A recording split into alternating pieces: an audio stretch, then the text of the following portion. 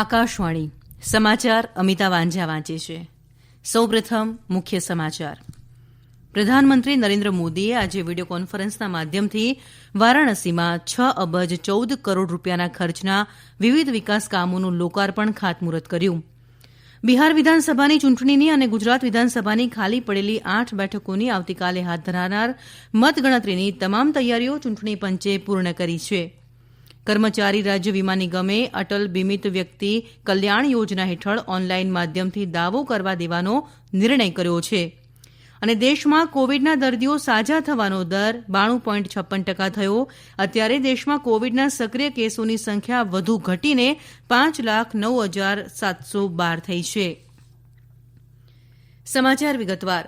પ્રધાનમંત્રી નરેન્દ્ર મોદીએ આજે વિડીયો કોન્ફરન્સના માધ્યમથી વારાણસીમાં 6 અબજ 14 કરોડ રૂપિયાના ખર્ચના વિવિધ વિકાસ કામોનું લોકાર્પણ ખાતમુહૂર્ત કર્યું છે. પ્રધાનમંત્રીએ આ પ્રસંગે આ યોજનાઓના કેટલાક લાભાર્થીઓ સાથે સંવાદ પણ કર્યો. પ્રધાનમંત્રીએ આ પ્રસંગે બાસ્કેટબોલ ખેલાડી પ્રશાંત સિંહનો ઉલ્લેખ કરતા જણાવ્યું કે કાશીના લોકોમાં પડકારોને તકોમાં ફેરવવાની અનોખી આવડત છે. તેમણે એમ પણ જણાવ્યું કે સંપૂર્ણાનંદ સ્ટેડિયમમાં રમતવીરો માટે આવાસ સુવિધાઓના વિકાસથી કાશીના રમતવીરોને ખેલ સુવિધામાં વધારો થશે. પ્રધાનમંત્રી સાથેની વાતચીતમાં વારાણસીના એક વેપારી બિપિનકુમાર અગ્રવાલે ઔદ્યોગિક ક્ષેત્રમાં માળખાગત વિકાસ માટે પ્રધાનમંત્રીનો આભાર માન્યો. શ્રી મોદીએ લોકોને પોતાની આસપાસ સ્વચ્છતા રાખવા તેમજ ઔદ્યોગિક ક્ષેત્રોના શ્રમિકોને વધુ સારી સુવિધા ઉપલબ્ધ કરાવવા જણાવ્યું. આ યોજનાઓમાં સારનાથ ખાતે લાઇટ અને સાઉન્ડ શો, લાલ બહાદુર શાસ્ત્રી હોસ્પિટલનું આધુનિકીકરણ, માળખાકીય સુવિધાની યોજના, ગૌ સંવર્ધન માટે 102 ગૌ આશ્રય કેન્દ્રો, બીજ સંરક્ષણ માટેના ગોદામોની યોજનાઓનો સમાવેશ થાય છે.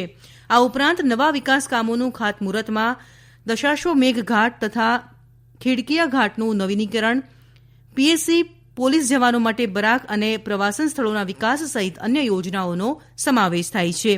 આ પ્રસંગે ઉત્તરપ્રદેશના મુખ્યમંત્રી યોગી આદિત્યનાથે આ પરિયોજનાઓને કાશીના લોકો માટે દિવાળીના ઉપહાર સમાન ગણાવ્યું.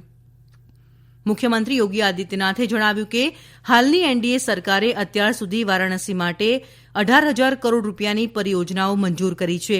વિડીયો લિંકના માધ્યમથી આ કાર્યક્રમમાં લગભગ 1,500થી વધુ લોકોએ ભાગ લીધો.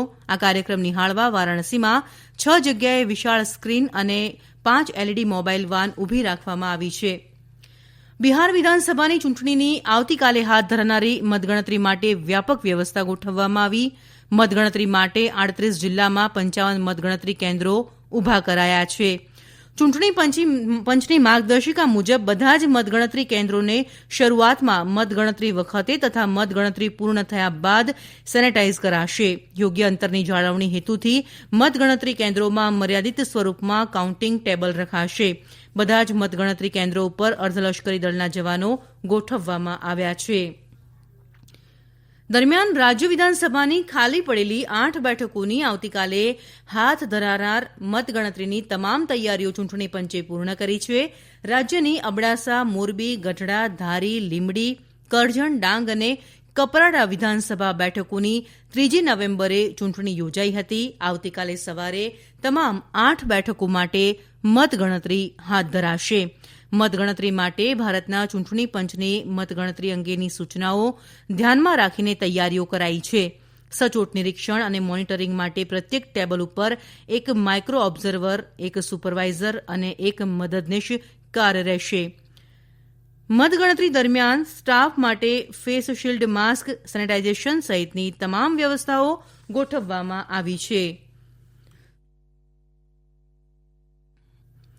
કર્મચારી રાજ્ય વીમા નિગમ ઈએસઆઈસીએ અટલ બીમિત વ્યક્તિ કલ્યાણ યોજના એબીવીકેવાય હેઠળ દાવો રજૂ કરનારને ઓનલાઈન માધ્યમથી દાવો કરવા દેવાનો નિર્ણય કર્યો છે.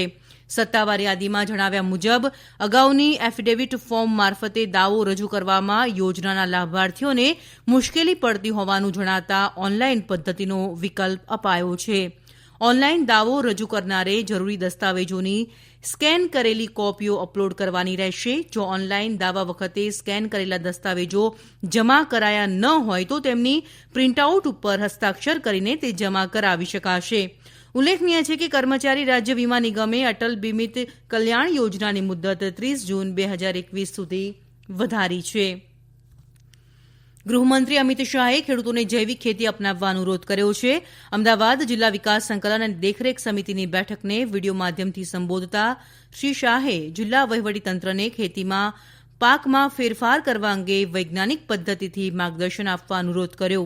તેમણે અમદાવાદ જિલ્લાને વિકાસ કામો દ્વારા આદર્શ જિલ્લો બનાવવા પણ અનુરોધ કર્યો. જિલ્લા કલેક્ટર સંદીપ સાગલેએ જિલ્લા વહીવટીતંત્ર દ્વારા લોકોના જીવનધોરણમાં સુધારો લાવવા હાથ ધરાયેલા કામોની વિગતો આપી હતી. અમદાવાદના સેન્ટ ઝેવિયર્સ કોલેજમાં 1960થી 1982 સુધી ગણિતશાસ્ત્રના અધ્યાપક અને ચિંતનાત્મક અને જીવન ઘડતર માટેના નિબંધો માટે જાણીતા ફાધર વાલેસનું ગઈરાત્રે સ્પેનમાં અવસાન થયું છે. ગુજરાતી સાહિત્યમાં તેમણે આપેલા યોગદાન બદલ ફાધર વાલેસને 1966માં કુમારચંદ્રક અને 1978માં રણજીતરામ સુવર્ણચંદ્રકથી સન્માનિત કરાયા હતા. રેલવેએ પશ્ચિમ બંગાળમાં 696 ઉપનગરી રેલ સેવાઓ અર્થાત લોકલ ટ્રેન સેવાઓ આ બુધવારથી ફરી શરૂ કરવાનો નિર્ણય કર્યો. રેલવે મંત્રી પિયુષ ગોયલે જણાવ્યું કે કોવિડના લીધે સાવચેતીના અને સલામતીના નિયમો સાથે શરૂ થનારી આ ઉપનગરી રેલ સેવાના લીધે મુસાફરો સરળતાથી મુસાફરી કરી શકશે. રેલવે મંત્રાલયે પશ્ચિમ બંગાળ સરકાર સાથે મંત્રણા કર્યા બાદ આ નિર્ણય લીધો. કેન્દ્રીય વિજ્ઞાન અને ટેકનોલોજી મંત્રી હર્ષવર્ધને કેન્દ્ર સરકારની વિજ્ઞાન ટેકનોલોજી અને નવકલ્પના નીતિ STIP અંગે વિદેશમાં રહેતા નિષ્ણાંત ભારતીયો સાથે સંવાદ કર્યો.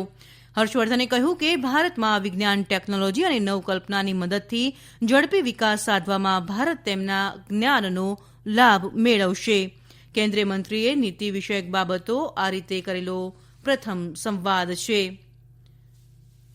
દેશમાં કોવિડના દર્દીઓ સાજા થવાનો દર 92.56% થયો. છેલ્લા 24 કલાકમાં કોવિડના 49,000થી વધુ દર્દીઓ સાજા થતાં કોવિડને માત આપનારની સંખ્યા 79,17,373 થઈ છે. આ જ સમયગાળામાં કોવિડના નવા 46,660 કેસ નોંધાતા કુલ કેસોની સંખ્યા 85,53,657 થઈ છે. અત્યારે દેશમાં કોવિડના એક્ટિવ કેસોની સંખ્યા વધુ ઘટીને 5,09,712 થઈ છે. છેલ્લા 24 કલાકમાં કોવિડના 490 દર્દીઓના મોત નિપજતા કુલ મૃત્યુઆંક વધીને 1,26,611 થયો. આ સમાચાર આપ આકાશવાણી પરથી સાંભળી રહ્યા છો. વધુ સમાચાર આ કોરોના અંગેના સંદેશ બાદ.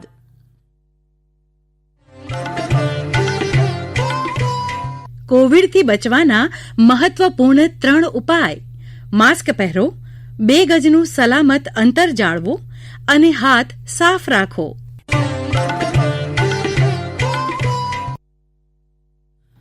અબુધાબીમાં ગઈકાલે રમાયેલી આઈપીએલ ક્રિકેટ સ્પર્ધાની બીજી ક્વોલિફાયર મેચમાં દિલ્હી કેપિટલ્સે સનરાઇઝર્સ હૈદરાબાદને 17 રનથી પરાજય આપીને સ્પર્ધાની ફાઇનલમાં પ્રવેશ કર્યો.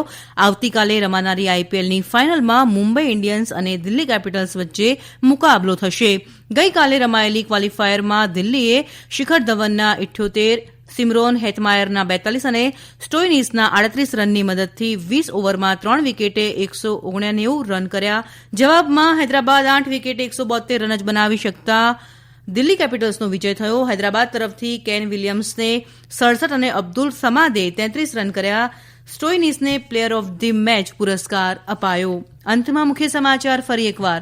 પ્રધાનમંત્રી નરેન્દ્ર મોદીએ આજે વિડીયો કોન્ફરન્સના માધ્યમથી વારાણસીમાં 6 અબજ 14 કરોડ રૂપિયાના ખર્ચના વિવિધ વિકાસ કામોનું લોકાર્પણ ખાતમુહૂર્ત કર્યું. બિહાર વિધાનસભાની ચૂંટણીની અને ગુજરાત વિધાનસભાની ખાલી પડેલી 8 બેઠકોની આવતીકાલે હાથ ધરાનાર મતગણતરીની તમામ તૈયારીઓ ચૂંટણી પંચે પૂર્ણ કરી છે. અને દેશમાં કોવિડના દર્દીઓ સાજા થવાનો દર 92.56% થયો. અત્યારે દેશમાં કોવિડના સક્રિય કેસોની સંખ્યા વધુ ઘટીને 5,09,712 થઈ છે. આકાશવાણી પરથી સમાચાર પૂરા થયા.